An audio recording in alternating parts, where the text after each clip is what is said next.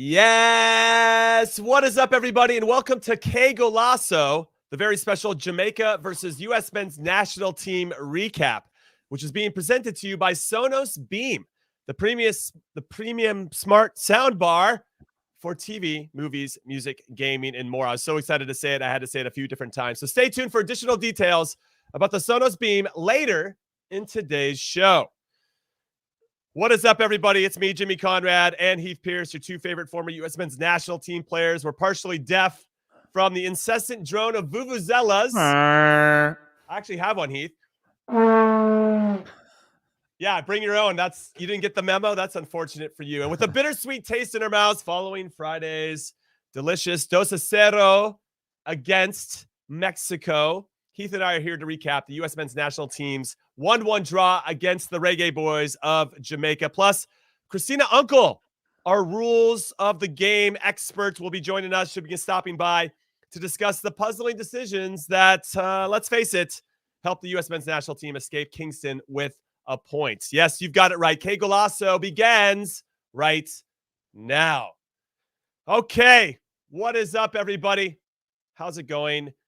Now, Heath, before I throw it to you, I just want to state for the record that the blueprint for having success in any region around the world and qualifying for a World Cup is to win your home games and to get draws on the road.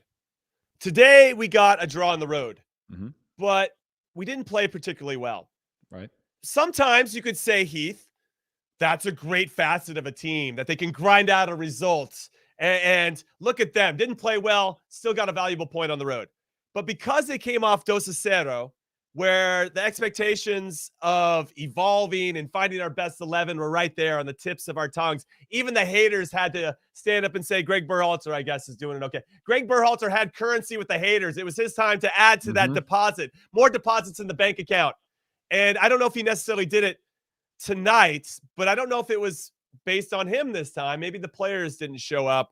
Before we get to Christina Unkel, and she's going to come on to really break down some of the plays, very controversial plays or non-calls throughout the game. I want to hear your thoughts on this quickly, Heath Pearce. Yeah, I mean, you're definitely right. I think we were on a high from that Mexico game. It felt like we rounded a corner in terms of putting together, not a result against Mexico, because that was surprising in itself, but when we saw the way in which they got the result, that was what was impressive, right? A more complete performance over time that was, yeah, just more comprehensive from start to finish. Granted, a few moments of weakness, but this was one where it was like a lot of moments of weakness, a lot of chaos playing right into the hands of an opponent. Granted, this is away from home, right? Pitch difficulties, different climate, all these things that play into that.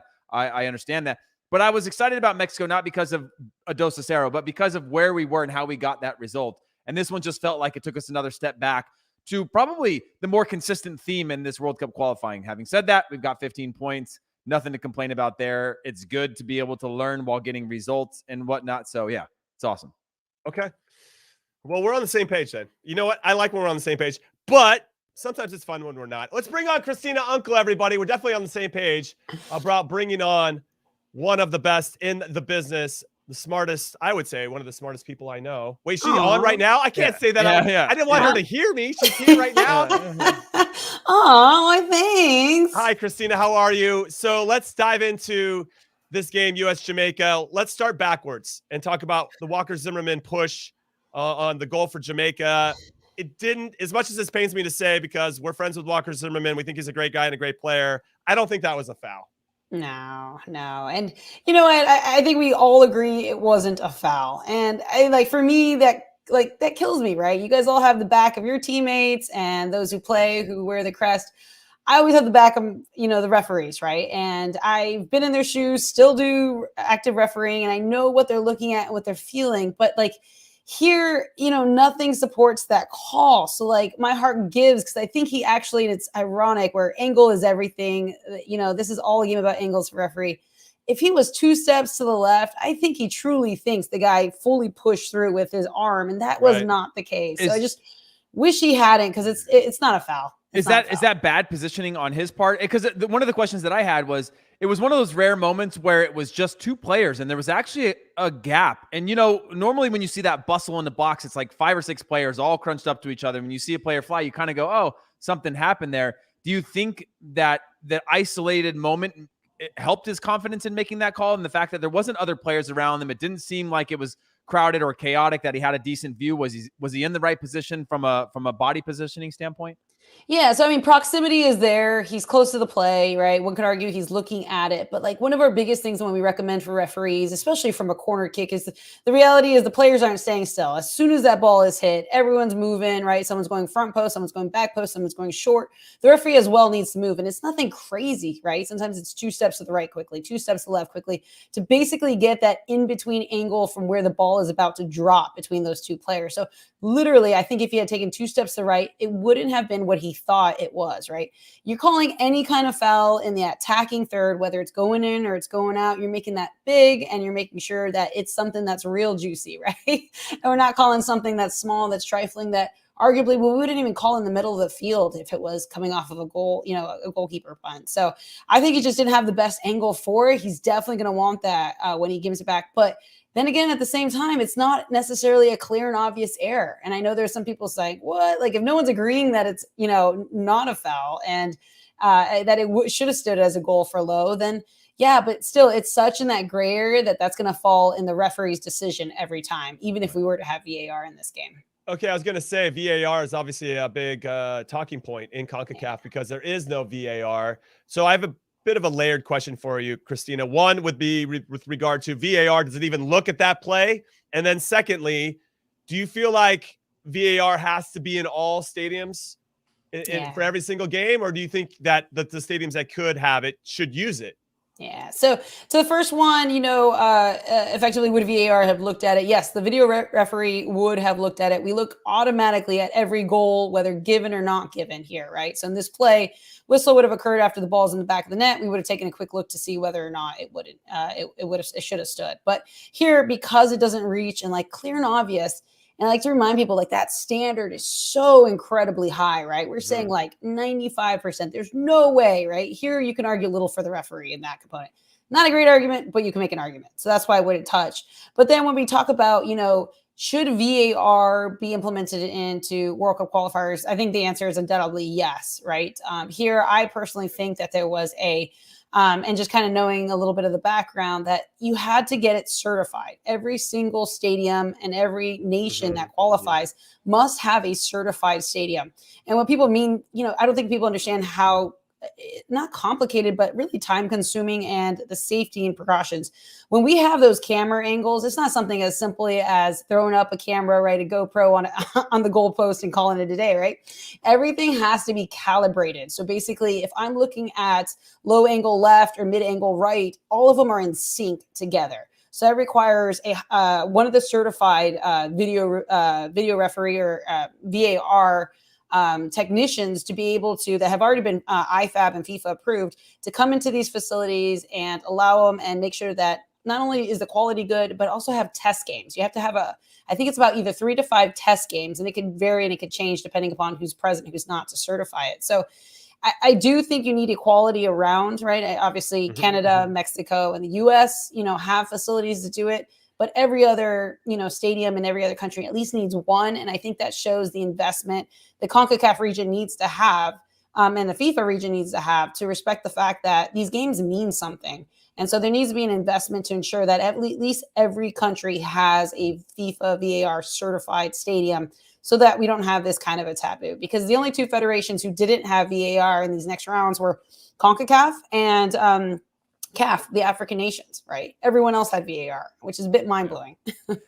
Christina, I have a question and a follow-up on that. When we had you on HQ just a little bit ago, or no, sorry, when you were on, maybe it was the I don't know where we had you. You're on all of them. Yeah, but you spoke about the difficulties of referees now being used to VAR. Is that an oversight in terms of training and re-preparing for matches that don't have VAR, knowing that you have that in the background? Does that change the way you approach the game? Because it certainly feels like you have a little bit of a safety net to keep your flag down or raise your flag or make a call, knowing that on the back end you could change something should you have it. You go with your gut and know that there's something that could back you up should you be considerably wrong or something you missed. Do you think that changes the ability to be sharp or present if you're a referee that's used to having VAR on to support you? Personally, no. And I know everyone uses the word safety net. The VAR is a safety net. When you're going into games with the VAR, because it's essentially an extra tool, right? So referees gradually, as technology increased, we got beeper flags, right? So all of a sudden you could beat me instead of, me having to look to the right every time to see the flags up.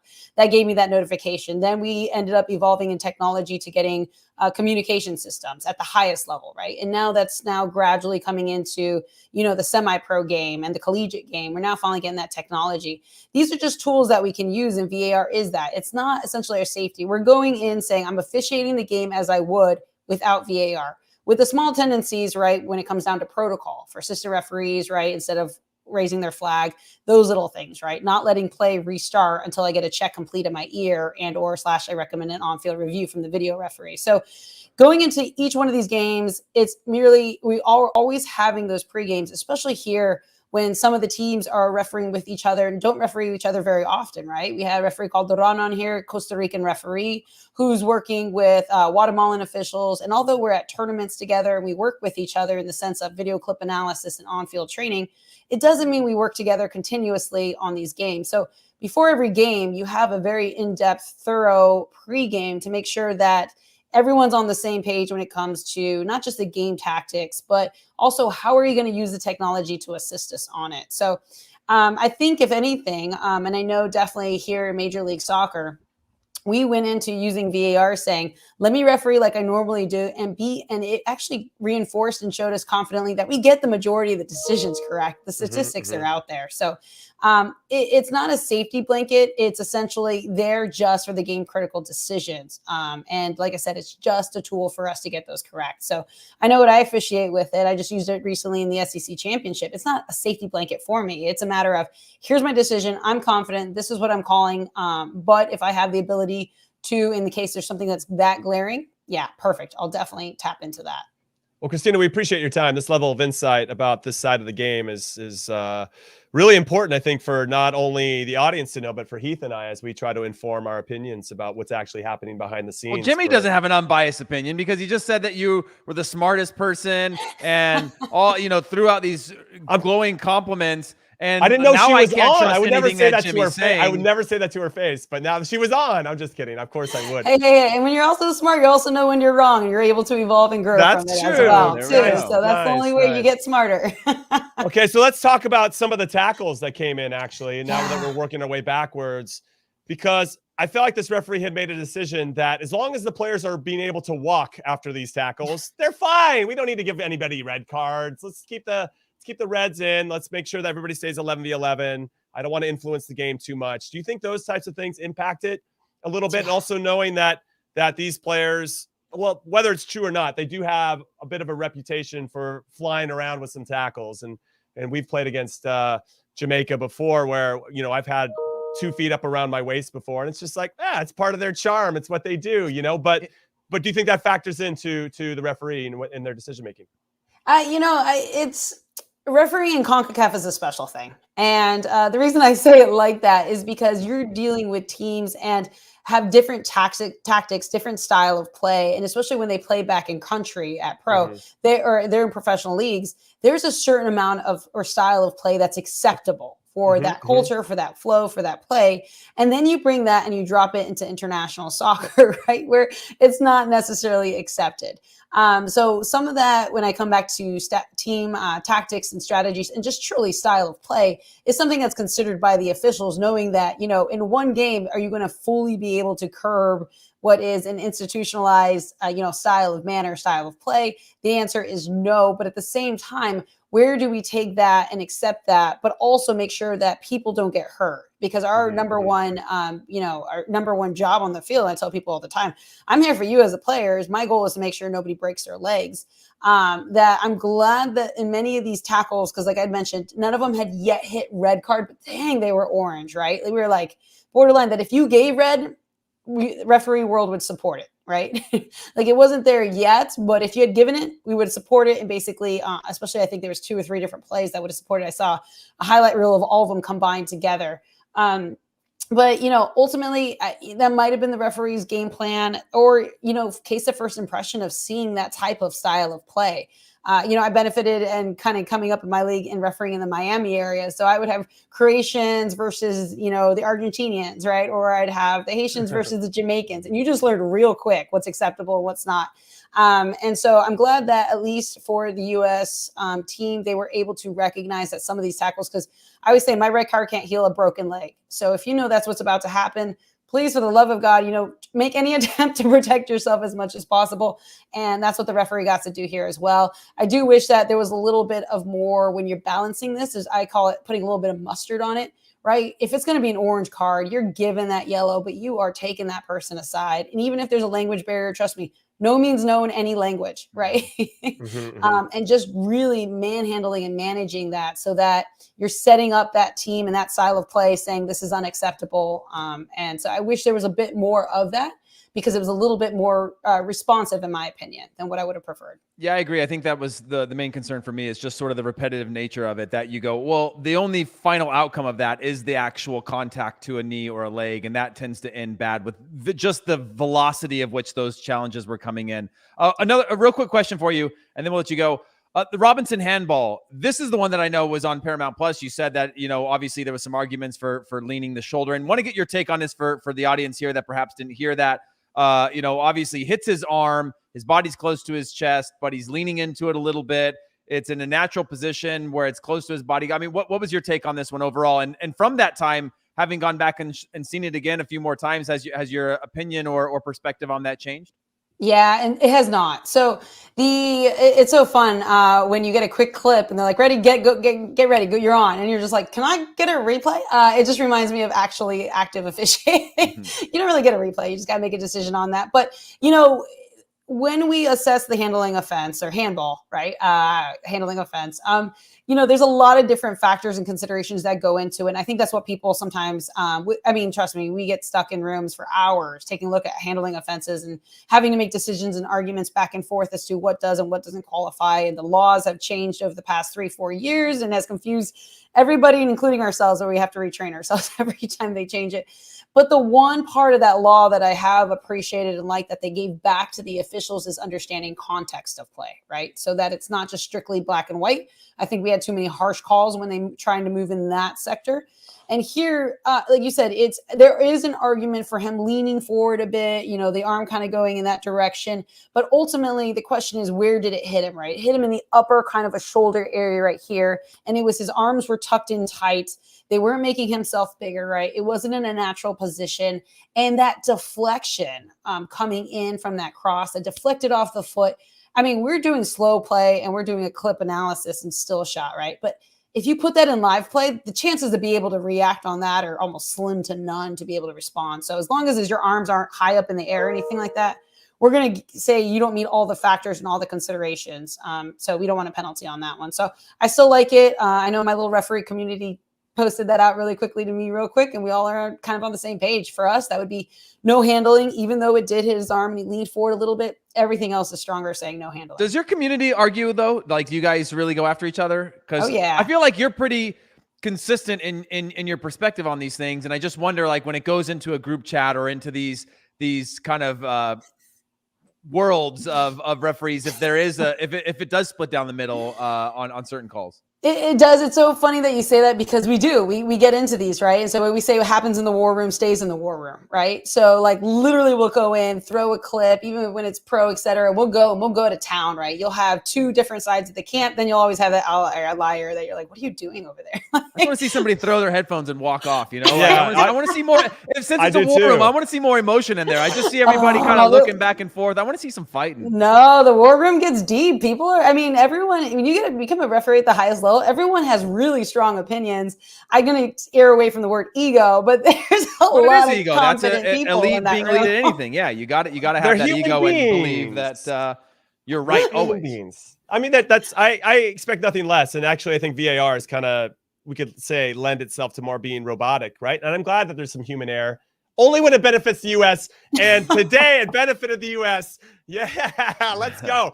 There should have been a goal for Lowe. There should have probably been potentially a penalty for that. They didn't get any red cards when maybe they deserved it.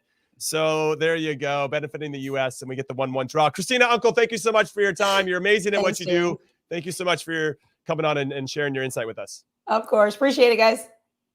All right. That is Christina Unkel, everyone. Heath, we basically broke down every play and nothing was positive for the U.S. there. It was us. Yeah. Well, it was ultimately, but it was more about how Jamaica survived. Or actually, they're going to be angrier, the two, right? And that's where I wanted to go with it. Oh, man. We're getting attacked right now, Jimmy.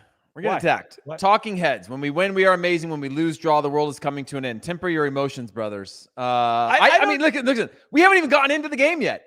And quite frankly, you and I both know, Jimmy, you and I both know, and actually you're probably more calm-headed than I am.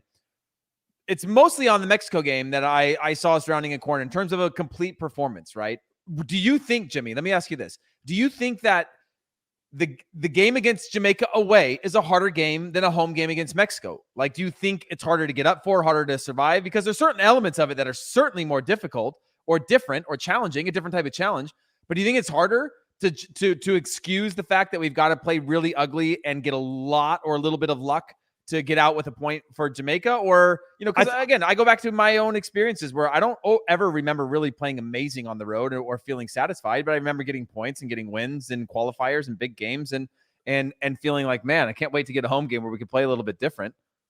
Yeah, it's a good question. I would say that coming off of the performance that we did, which is where I kind of led you in my first question to start the show, and how well we played against Mexico and how everything just kind of fell in our favor. We created our own luck. We created all those positive vibes, as it were. And I think maybe there was some element of it. If we look at the game itself, the first 15 to 20 minutes, we carried on that momentum. Timothy Weah scored a great goal. I love that he combined with Ricardo Pepi. I love that Pepi's checking back into that space to look to combine, not necessarily get it and turn and make the game about himself. He's looking to combine. Timo Weah continues his run, does very well to get around Bobby Reed, and has cool, calm, composed finish to get to hit the post and into the goal. When Michail Antonio scored, something changed for us collectively. We just seemed a little unsure of ourselves.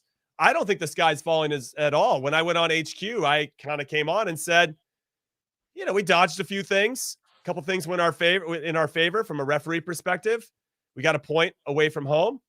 I'm going to leave emotion out of this. I'm going to look at this very sensibly. 4 points in a window where we had a home game against Mexico and away to Jamaica. I'd take it. Take it. Do you think that this game in itself was a better performance from the U.S. than it was in Panama, than it was in Honduras the first half, El Salvador, Canada? I mean, obviously Jamaica and Mexico, great wins. But in Honduras second half, but as a complete performance over 90 minutes, do you think this was a better one? Because it didn't feel... Now, granted, I don't think Jamaica had a ton of chances, but I think the U.S. was playing into Jamaica's strength for a large part after the goal. I thought the U.S. showed, again, their ability to compete with Jamaica before Michail Antonio hit the screamer, and then never really settled in again. And that's what I've seen throughout this. And again, this is a very young team. And this is a very young team that's only getting experience by getting experience. And I looked to that field and... and I would love for us to go through the players that you think are trending up, down after this game, had good performances or questionable ones. Because when I look at Timo Weah, fantastic in the last game, good to score the goal in this game, but a lot of times took too many touches, was trying to do a little bit more than I think he usually did, slowing the game down. Same thing for other players, and I could go across the board of just feeling a little bit different. Maybe I was trying too hard or not knowing the flow. I thought our fullbacks were too high and wide, which I think is cheating defensively and really screwing over your back line. That means you have to be good in possession. But it also means that you're not defensive first, which you should be when you're playing on the road anyway. It felt like at times they were just way too high because that's the easy thing to do, as opposed to knowing that you might have to take wave after wave of counterattacks and defense. But yeah, there's a number of things that just didn't impress me that I think this team could do better. I don't think it was a bad performance, but I certainly don't think it was a good one by any means. Okay, make sure everybody you hit like and subscribe. Leave a comment, maybe a one-word comment to describe your mood, and we'll keep those comments coming. We saw a good one from Fight Pizza, and it makes me want to know what Fight Pizza is all about. Like, what kind of slice of pie are you getting at Fight Pizza? Sounds like it's very aggressive pizza, but I'm in on it. And I thought he made a good comment about U.S.-Mexico games are one-offs. They're unique. They're separate than everything else. And when I guess he's speaking to us or everybody that's watching, when is everybody going to understand that? And then once we get back to business, it's just a little bit different. It's harder to get up for it, I guess, to kind of extrapolate where I think he's going with this comment. But yeah, keep those comments coming. We really appreciate everything that you're saying. We're all in this together. We all want the U.S. to succeed. Maybe not all of them. I saw Yale in there saying, yeah, Jamaica should have beaten those pretty boys. I love that. I agree. Jamaica should have won that game. Jamaica should have won that game. Well, I'm not going to pretend otherwise. But to your point, though, Heath, and I want to jump in and really say what really kind of frustrated me, if I had any elements of frustration, I wasn't surprised by how this game played out. But I was surprised that we didn't create more clear-cut chances. And with the addition of Busio, I thought he was going to help provide that, whether on set pieces, because Brendan Aronson's set pieces against Mexico were not good. I thought Busio was going to be able to provide maybe a little bit of a different service, a better ball in, a more consistent ball in into the box for those types of opportunities. But he was another guy that I thought took extra touches when maybe he didn't need to, and that slowed everything down. And if you have a couple of those guys that are in the attacking third or near the attacking third that are taking that extra touch, now the runs aren't timed well anymore. The support to go get it, those passing lanes are gone. And I feel like we could just never get control of the game. When I look back, no steady pulse. Yeah, there was no rhythm. Some of those things. The first 15, or excuse me, 15, 20 minutes. Yeah. Excellent. Like with the press that we're putting on, Jamaica looked nervous, and we did exactly what we talked about in the preview, which was, or one of the things we were thinking about. Do we come out and be on the front foot, or do we sit back and absorb? Because Jamaica's had a tough time scoring goals in qualifying. 5 goals in 7 games prior to this one is not good. And a lot of it was individual efforts that were doing it. It wasn't anything collective. I thought there was an element of potentially us being able to sit back, knowing they needed all 3 points, to use their desperation against them and then hit them on the counter. But we went out on the front foot, and I was like, God damn, these guys are good. We finally have the start of a second half at the beginning of a first half, and then we lost our way. And that's part of this. And maybe it's the youth of the team, because as you mentioned, or if we haven't mentioned it yet, that was the second youngest team we've ever started in a World Cup qualifier. But how are we going to regain that momentum? How are we going to start to put our terms? When are we going to control the game again? When we lose it? And how quickly can we regain that? The top teams know how to do that. And I don't know if we're there yet, but if we really want to compete and have a deep run in the World Cup, qualify for World Cups, go toe-to-toe with the biggest nations, we got to get that part figured out. And that's going to be a nice challenge for this group of players who arguably are the most talented players we've ever had. Yeah, Jimmy, I know we got to go to break in a second, but real quick, Alex makes a good point, saying is getting shook like that after a godsmack of a goal like Antonio hit by a byproduct of our best players being so young. And I certainly think so. I think when you look at the rhythm of the game, it was always like when we were good against Honduras, it was because the game was predictable. We knew where the exit was. We knew where the counter was. We knew how to relieve pressure, change the point of attack. And everybody understood that, right? Whereas at times we got out of messes, and then you have a fullback up high, and Brendan Aronson's darting to one side, and Ricardo Pepi is double teamed, and there didn't like finding the timing of the passing and the rhythm of the passing, the pulse of the team. We didn't find it. So then that goes into one player turnover. Now you're defending again. Next player turnover. Then you're defending again. And after a while, you fall out of rhythm. Doesn't matter how good you are. This team is not Man City. It's not, and even those best teams in the world get out of rhythm from time to time, where the runs are into different spaces. Players have different thoughts. I mean, these players are autonomous, right? And you think the movement should be into the channels, and other players checking in, and other guys arriving late. And in the international game, it just gets a little bit quicker. And when that falls apart, it can fall apart very quick. And that can be a result of these players being young or the inexperience, because they never really got it back after that goal. They never really settled in coming out in the second half, and you just go, hey, slow it down. We've got this triangulation in the midfield. We can find that numeric. We only need one numerical advantage anywhere on the field to be able to change the point of attack. It never felt like we got this like, oh, here's how we're going to play again. And previously, we go into halftime, we come out, and we go, here's how we're going to play, and here's how we expect them to play. And we've done really well in those moments. But this was one where it just felt like we allowed the chaos to resume for the entire second half that played into the hands of Jamaica. What's your thoughts on that? No, I would just say that as you speak about this game, and as I think about it from, let's say, a 30,000-foot view, there were a lot of similarities to the first match of World Cup qualifying against El Salvador, where we just couldn't get it going. We couldn't figure anything out. Now, what's different is I think we were nervous for that one. That was a lot of first-timers playing away from home in a World Cup qualifier. It's a completely different beast than friendlies or whatever it may be. And Gold Cup and Nations League. It's just different, especially away from home, because those two tournaments were on U.S. soil. And now with this game, what felt different but felt similar is that we had a very similar lineup to what the success we just had against Mexico. And maybe that gave us false expectations of what we were going to walk into, that we could do it again, that we were going to continue to take these steps to bigger and better things. But I just don't think it's that easy. And that's something you and I talked about, having experience in World Cup qualifying, especially against the Jamaica team. And I think this has to be said. Their backs were against the wall. They needed to get something out of this game. They needed all 3 points and deserved it, as we said. Didn't get it. They got to get stuck with one. They still have it in their hands. They need a lot of good results for the rest of the 6 games that they're going to be playing in. But when you have that type of desperation, we didn't have that same type of desperation. We came into this feeling very good about ourselves. They weren't. And I still think that has to be brought into the equation. All right, we're going to take a quick break. Wait. Before you go to break, El Salvador just scored in 15 seconds against Panama. We're off to a decent start. No way. Yeah, 15 seconds into the game. Yeah. That is crazy. And that's going to change everything if Panama loses that game, especially at home against El Salvador. Okay, so really quick, a couple milestones we have to talk about, because we're all about reaching milestones here at Qué Golazo, especially round number ones. It's kind of satisfying OCD-wise. Just want to throw that out there. So while things didn't go to plan in Kingston, we didn't get the full 3 points. It brings me great pleasure to announce that this is our 400th episode ever of Qué Golazo. Let's give it up to us. All right. We are awesome. We have 2 other milestones within reach, though, but we're going to need your help, okay? One of them is within touching distance of getting 3,000 followers on Twitter. So go to twitter.com/KQUE Golazo Pod and go hit that follow button. It would mean a lot to us as we try to give you the best free content that you can find on the internets. And then after that, we're also getting close to 5,000 subscribers here on YouTube. So hit that subscribe button. It's free. It doesn't cost you anything. Get to hang out with us. Get to be part of the community. And if you want to turn on the notifications so you don't miss anything, that wouldn't hurt our feelings either. All right, we're going to take a quick break. But when we come back, it'll be very quick here on YouTube. Not so much if you're listening on the audio side of things. We're going to talk about Gregg's lineup. Did he get it right? Did he wait too long on his subs? Did he get his subs right? And then we'll get into all the other good stuff that we want to talk about, including your comments. So do not go anywhere.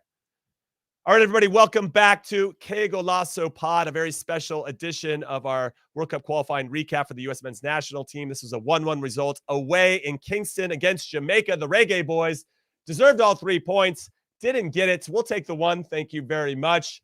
Let's talk about the lineup, Heath Pearce.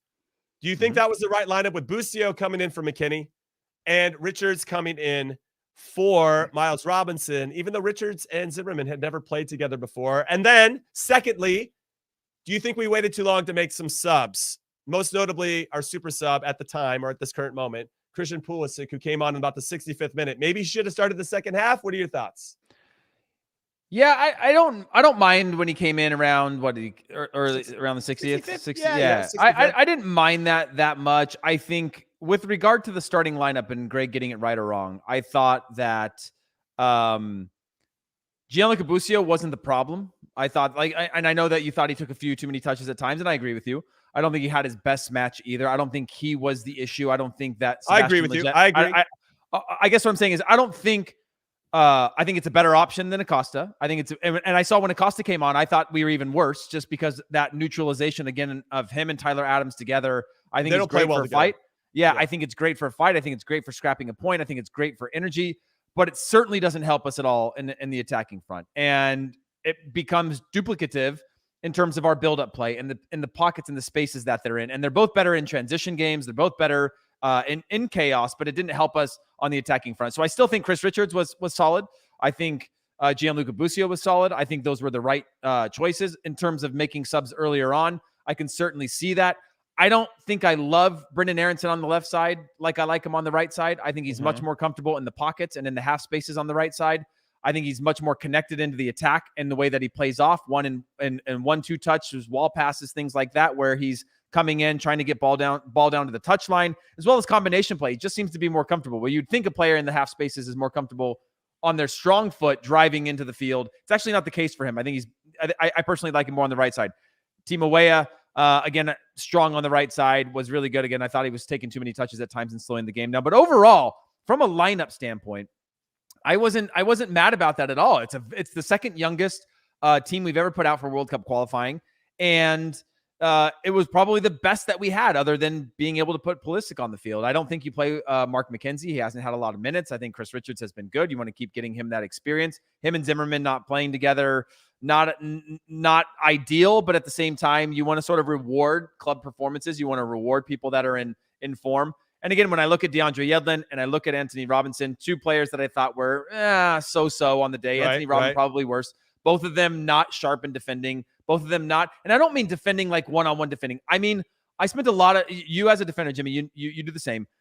When I look at those players, the defense, I'm watching them constantly. Even if the ball's in another part of the field, I'm watching them, right? I'm watching their reactions, their timing, the way that they're processing things as a center back steps out. What are they doing? How are they reacting? They both seemed very late to react to things. And if it wasn't for offside on a couple calls or bad touches or the pitch or a last-ditch effort from somebody coming over, we could have been punished even more by their positioning and reaction or lack thereof being proactive at times. So again, two performances that I'm like, maybe we could give somebody another shot in those. But in terms of who Gregg chose in this one, I thought it was best. And I thought it was courageous to play a young Busio who's playing well at Serie A over a safer option like a Roldan, like a Leggett, like a any Acosta other even. Acosta even, who's an even safer bet because he's younger, has the legs, and is having a great season with Colorado. So overall, I still see that being the better option moving forward. I still think getting him minutes is more valuable than getting Acosta minutes. I don't think those two players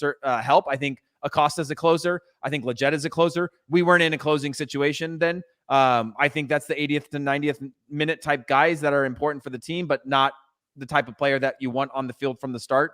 In these types of moments, especially, I mean, maybe away, you can argue that, but I still think that Busio is better on the ball and has shown more ability to get into challenges and be active in the transition and both sides of the game. I like it better. Sorry, that's a long rant. No. I was reading some of the comments and I agree with everybody that some of the guys look tired, but also some of those guys had some of our best moments. So if you take off a Weah and a Musa, and you bring on an Acosta in particular, for me, once I saw Acosta come in, and listen, I'm a fan of Acosta, but once you see him come in, you're like, he's going for the draw. You know, he's not. Yeah, we're not putting on a player that pushes forward to help us maybe create another number going forward or whatever it may be. That's a safe spot. He's in there to. But Yedlin looked tired. Yedlin looked tired. Anthony Robinson looked tired. And I'll tell you why, Jimmy, because every time he got the ball, they bombed into the attack. And you don't do that when you're on the road. You pick and choose your moments. It's hot. It's humid. It's a tough pitch. You got to defend for long periods. And I saw them every time. And I see that as cheap. I see that sort of attacking mentality as cheap. But because the further you up there you go, the less often you have to go back and you put that on other people. And I see that as a microcosm of larger things. Sure. But what pisses me off then is that we had that same problem against Mexico in the first half where Yedlin and Anthony were both getting forward at the same time. And I thought we addressed that problem in the second half, and our team shape and balance was so much better. And that really nullified anything that Mexico had going forward because our balance was so good. The fact that couldn't carry over into this game for all the reasons you're talking about, playing away from home, the climate's different, the field is bumpy and crappy. Everything that you want to put into it, that you have Jamaica players that can beat you individually. They have some really, really world-class talent within their squad. Yeah. That kind of got me a little frustrated. And then, I know that when Areola comes in, people are going to be pissed because they don't think he should be on the team or whatever. They talk about this before games, though. They say, hey, pick and choose your moments. We're on the road. Be smart defensively. Be disciplined in your thing. Like, that's what the team talks are. And then when you can get in, when you can add into the attack, you go. But you also know what it's like to play in those conditions. When it's that humid and it's that hot, you deplete your energy resources relatively quickly if you are not smart. And then you have all of these other things like the ground being heavy and slow and whatever. That, not to give excuses, but I just think that you got to be a little bit smarter at times across the board. No, and I thought that Pulisic was, then he comes on, he's trying to do too much potentially. Brendan Aronson, just those extra touches. I agree. The game was a little bit all over the place at that point. We could never establish that flow because the flow was never really established. And I think we were so good in the first 20 minutes. We gave up a goal, a little unsure. But all right, at halftime, we just didn't make those same types of adjustments that I thought gave us success in prior iterations. There was a question about Ricardo Pepi. Is the train losing steam? And also, Gregg Berhalter said Yunus Musa came down with strep throat. And they could tell it was taking a toll on him. They weren't exactly sure when to take him out of the game. I thought Musa was great.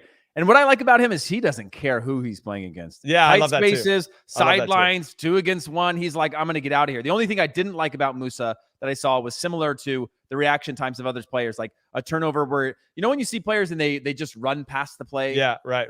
That attack, like the number 10s do that. A 10 will do that, right? Yeah. Where like the play doesn't work out for them. It's a turnover and they just continue their run forward. Yunus Musa against Mexico, as soon as that ball passed, he was back in the challenge, recovering speed and transition. And when you have that many, I saw Weah do it a few times too.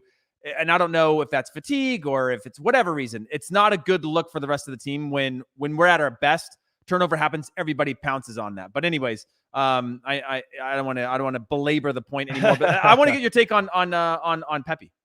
So with regard to Ricardo Pepi, as I mentioned before, I like when he shows up in spots that look to combine.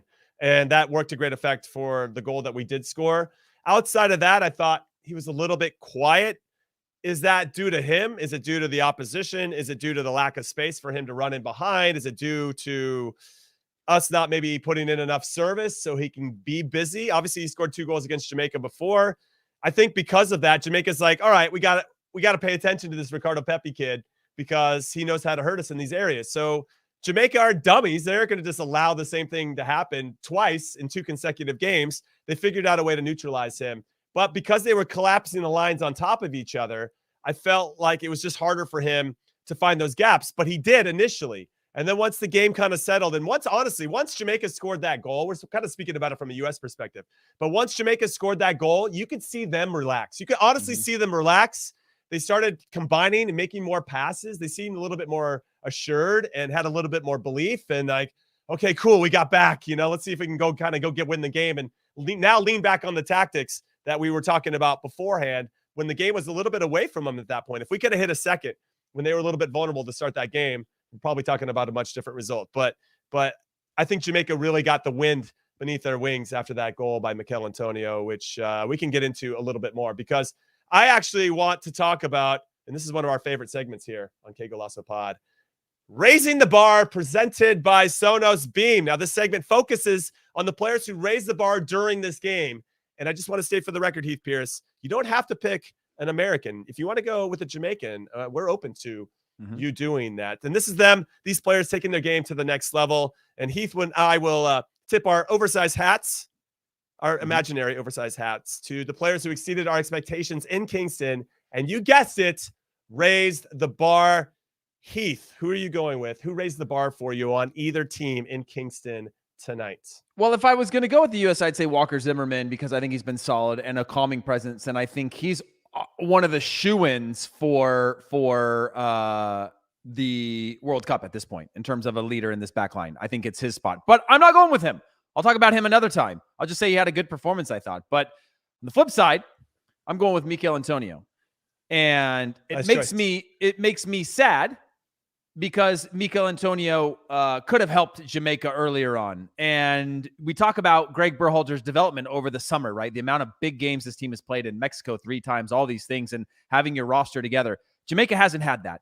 Everybody was talking about Jamaica. We were talking about Curacao and some other of these islands, kind of the dual national countries where you could pull players. And Michail Antonio is one that has shown, and it may be too little too late. They needed to get 3 points, but his ability came in the last game. I think it was 17 minutes that he played, scored a goal. Came in this one, hit a blinder when they really had nothing going on. Just drove down the field, poke it inside, 30 yards out. Thank you very much. I'm carrying this team on my back. And very rarely, we see these kinds of things happen from time to time, but very rarely does a player deliver on that level where you go, well, at the international level, if he's so good at West Ham and playing at his club team and he set the record for goals scored there and all these things, let's see him do it for Jamaica.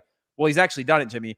And he is really good. His body, his physical presence on the field, it just changes the dynamic. And again, like you said just a minute ago, when they scored that goal, Jamaica was like, oh, shoot, we're in games. When we have this guy on the field, we're in games because now we know that no matter how we're playing, and now all of a sudden they were poaching, they were cheating a little bit up, they were poking away balls, they were winning second balls. And to have that sort of presence where you can lift up a team who has really been unimpressive for large majorities, even going back to their last game, Jamaica, where they probably should have lost to El Salvador. Was it El Salvador they played, right? Was El Salvador the last game? Yes. I think it was. Yeah, it was El Salvador. Yeah. They scored in the 90th minute. That's right. And El Salvador had the majority of chances. They had a better XG. They had they were just better. And to have a player like that come in and go, thank you very much, from the half line, dribble down, score. Same thing in this one. Individual moment, individual effort. When you talk about raising the bar, this is somebody that, regardless how the team's playing, he delivers in a moment, and then the team rides the coattails of that energy and that belief and that confidence. So I just don't see anybody else, at least from my opinion in this game specifically, that had more of an impact than him. Well, I appreciate that. I am going to go, and I got a drum here. I'm going to drum roll it. All right. My raising the bar performer who exceeded all expectations was the referee. Let's give it up for the ref. Oh, I thought he was fantastic. What? He helped the U.S. get a point. Well, usually when you are away from home and you're the visiting team, you get a little home cooking from the referees. Mm-hmm. And in some ways, Jamaica did with those red cards, those tackles. But ultimately, even without that, the fact that the Walker Zimmerman play, Lowe should have scored there. That should have been a goal. He could have maybe called a penalty. That's what a home cooking ref would do. He didn't call it. Okay, so I'm going with the ref. He exceeded my expectations because I thought he was going to let that goal stand. I just want to give him a shout out.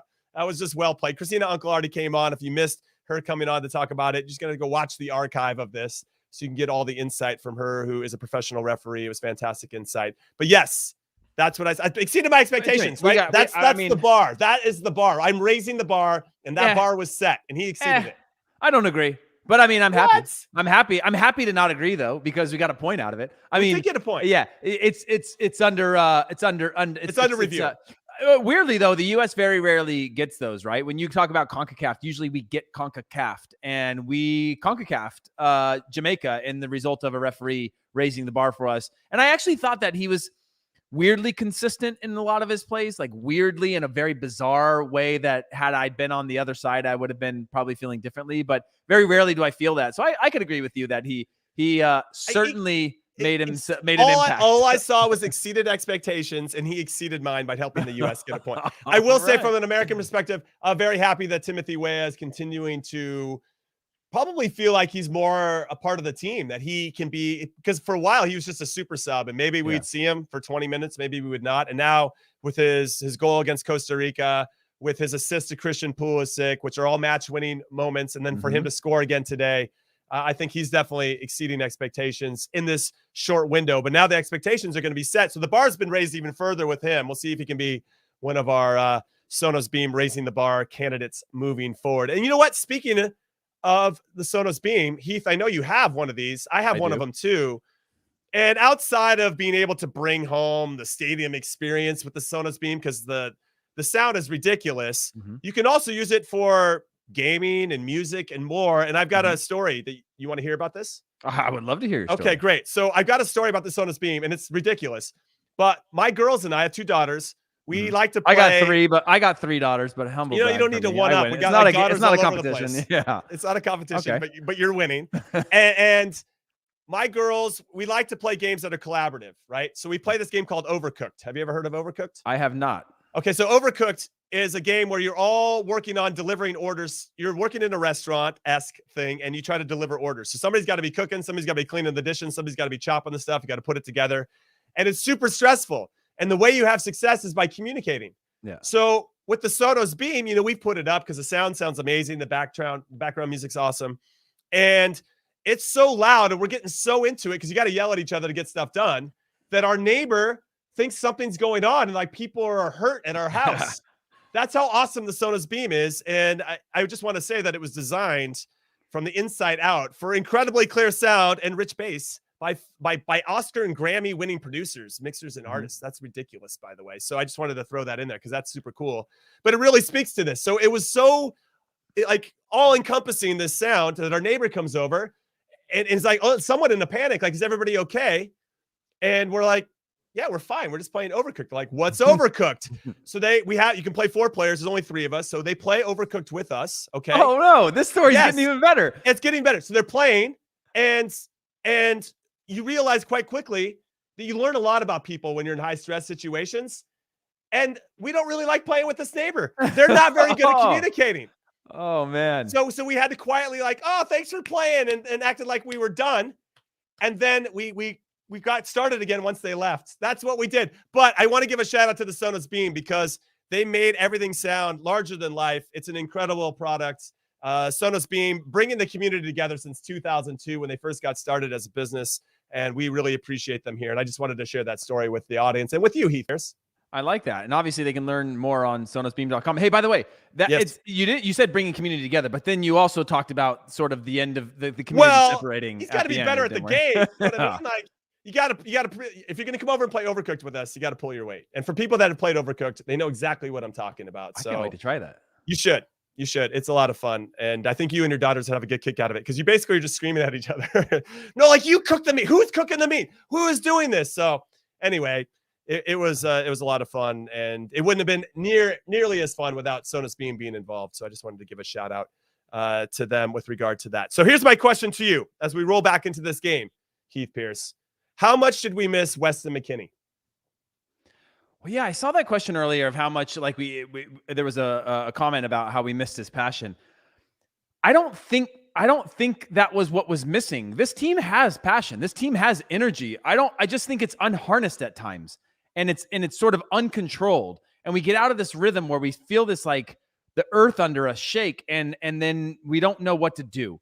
And I don't think Weston McKennie's the answer to that, because Weston McKennie isn't the calming presence. He's actually the energy that this team has. And it contributes to that energy. And I think what we need is a calming presence, somebody that puts their foot on the ball. And we've seen this from a lot of the Concacaf teams, especially the Central Americans, where they know how to get the ball. They draw you in, 1-2, wall pass out the other side, and now they take a breath and go, whoo. And now the U.S. is having to bomb 40 yards to get back into position, get back behind the ball, settle into a mid or a deep block.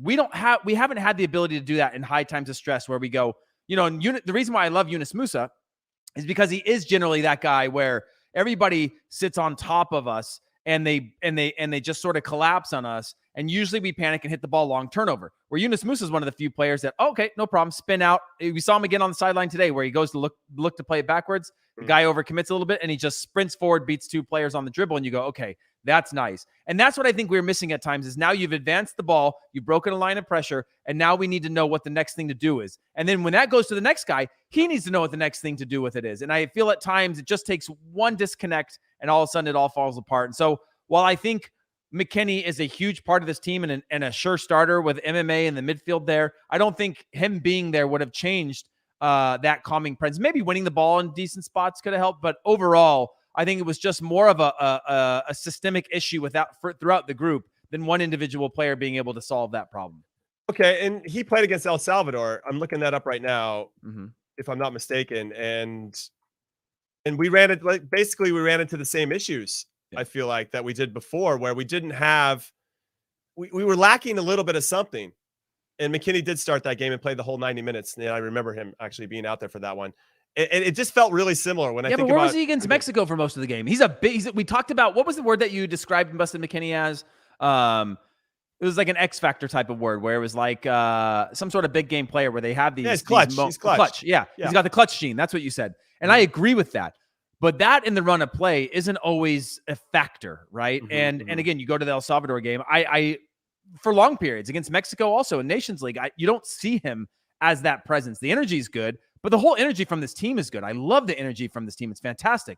But I think that connection to all the players is what is missing. And I think more players like Yunus Musah that want the ball in tough spots and want the ball when things get stressful, or don't even recognize that things are getting stressful and then make the right decisions. Jimmy, I say this all the time to you, and I don't want to keep talking nonstop, but Bob Bradley used to always say this thing where it was like, that's a good decision, but is there a better one, right? And the top players, and Yunus Musah tends to make the better decision. Not just a decision to keep the ball, but the better one, right? I can either slot it into you do like the checkdowns like a quarterback, where I've got 5 options, and I know which one is the best one. And the more players that we have that know the best one, and when to put your foot on the ball, when to play backwards, when to play square, when to switch it, that's the IQ that we need to be able to have in tough times like this, because otherwise it just keeps on this snowball effect where now we find ourselves as a shell of ourselves, and we're just sort of fighting for our lives. Sorry. No, but when we coach, I think you and I both have an undercurrent of why are we making that decision? Sometimes you're making that decision because you're tired. And there needs to be an understanding, if we do have some tired players and something isn't working, that we can just keep it. And there's a collective understanding that this is a time to keep it. This is not the time to try to go 100 miles an hour because we're not ready to do it yet, or we only have 2 or 3 guys that are ready, but the rest of us aren't. It's the same thing when we don't have the ball. Are we ready to press? Are we ready to, do we have to drop off? Where are we dropping off? How deep is our line? These are all these little things. That's why it was important, in my humble opinion, to have a lineup that we played almost the same in back-to-back games. And I wish that Weston and Miles Robinson were available, because I wonder if Gregg would have actually had the courage to roll out the same exact lineup that did so well against Mexico. I'm sure that he would have, given what we saw and how much he didn't make too many changes. But this is what the audience wanted. This is what the fans wanted, the same consistency. And it didn't necessarily work out for us today. So I think the big question for everybody watching and listening is, well, what could have been different? Because Jamaica poses different problems for us than Mexico does. And we attack that game a little bit different. The hype around that game is so much different. It's on home soil. We control a lot of the situation. We don't control as much when we're traveling away from home in Jamaica against a team that was as desperate as they were to get a result, with some world-class players that can hurt you with thunderbolts as a top corner, but at least into the top of the net. So there's a lot to unpack here. And I feel like it speaks a little bit to our youth that when you have some experienced players, and these guys are getting experience fast, and they're going to be where I want them to be very quickly. But we can't always go 100 miles an hour. Sometimes we have to ease our way to go forward and know when to drop off and when to take a breath. Just take a breath so that we can be more efficient in our movements. Now, this might be another flex. I try to, I say this, but I'm flexing. Left your flex late today, though. You left your flex. We're almost an hour in. That's pretty humbling. Thank you very much. I appreciate that. So I played against Real Madrid in the Bernabeu. Okay. And R9 Ronaldo's There's the flex. Jeez, no wonder you left it an hour. That's a big thing to throw on early in the show. Sergio Ramos, all the guys, right? The Galacticos, Raul. So I was up against Raul and R9 Ronaldo. And what I actually learned in those 90 minutes, and it was such an important 90 minutes for me to learn, was how efficient they were in their movement. They didn't waste energy. And I think that comes with experience and understanding how to move within your group and knowing when there's certain cues that you learn from your teammates and also from the other team and situations, and when to go, or when you don't have the ball, there's certain cues, right, of when to go and to try to win it back and where you want to win it. And then conversely, when you do have the ball, are we ready to go yet? And do you have players that know how to put their foot on the ball and slow everything down, even when there's immense amount of pressure and you're playing in a World Cup qualifier? And for us, I feel like to get to that next level, that is something we have to solve. We have to solve that problem. And sometimes you can't rely on the coach or a halftime. Sometimes you have to solve it in game. And I'm excited to see if this group of players can do that. I think they're capable of it, but now we just have to see it and see it bear fruit. I don't know your final thoughts in general and what else you want to add to that. No, I think, I would say, and I know Gregg Berhalter loves the high press. And there are times where I think this team is going to have to evolve beyond that, because the energy is so great. When you have Weston on, when you have Brendan Aronson, when you have Timo Weah, when you have Ricardo Pepi, the game becomes very predictable.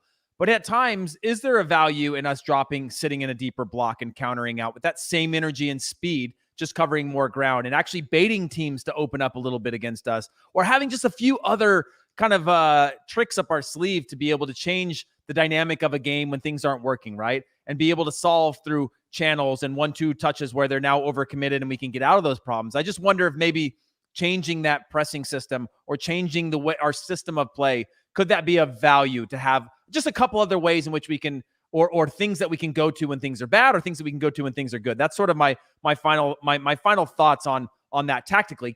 Is there another evolution of this team that we can see that make it so when we go into these ditches or we get into these tough spots, that we have a little bit more of a foundation of which we go, okay, today's not the day. It's going to be tough. We're going to suffer. Let's sit a little bit deeper then, and we just spring out on counters with this speed, or we just change something differently than trying to do the same thing for that 90 minutes, which has worked, by the way, in second halves. But when it's not working in a second half, can we evolve that? Can we change that? We're on the same page there, and I think it's going to be fun to watch, especially as we navigate the high seas of the rest of qualifying. I'll just say very quickly, when we look ahead at the schedule for the U.S., we play El Salvador at home. I know they're up on Panama right now, so they're not going to be easy, especially with their backs against the wall. They do have some very talented players and a former U.S. men's national team player as their coach, Hugo Perez. But then we have Canada away, which is going to be difficult, and then we have home to Honduras. We should get 6 points minimum. Hopefully 7 to 9 is the hope as we get closer and closer to what I think we need to get into the World Cup. But now we got 2 months to wait. It's crazy until the next window. I'm excited for it already, and I know you're excited as well, Heath. Now, for everybody else, we here on Qué Golazo have loads more in store for you as we do throughout the November window and beyond. Make sure you follow or subscribe. Hit that right now to Qué Golazo, right now on YouTube, and then wherever you get your podcasts. Follow us on Twitter at Qué Golazo Pod, and make sure to subscribe to the Qué Golazo channel on YouTube, like I just mentioned. And then, of course, still to come this week, we're going to have me and Heath are going to be back with you tomorrow, live at 2 p.m. Pacific, 5 p.m. Eastern, as we do a November window debrief. So we can get back into this. If we didn't answer your question today, come back tomorrow and we'll get into it. And we'll talk about everything that just happened. Obviously, some games are being played. We don't know what's going to happen in Canada, Mexico just yet. That should be interesting to see what the result ends up being there. We'll recap all of that tomorrow. So come back 2 p.m. Pacific, 5 p.m. Eastern. On Friday, we'll do a weekend preview and betting tips. That's for audio only. So make sure you get our podcast wherever you like to get your podcast. And then on Sunday, we'll go live again here on YouTube, a live weekend recap of all the top games from all the big clubs around the world at 4 p.m. Eastern. It should be a lot of fun. Heath, as always, thank you so much for doing this with me. You are an absolute beast. Oh, thank you, man. All right. And for everybody else, yes, it might be some doom and gloom, but we got a point away from home. Let's take it. It's not Let's doom run and gloom. with it. It's not doom and gloom. Everything's good. Let's go. Everything's good. Rainbows and Positive puppy dogs. vibes. Yes, only good vibes. I'm Jimmy Conrad. For Heath Pearce and our producer, Des Norris, thank you for listening. We'll see you next time. Later.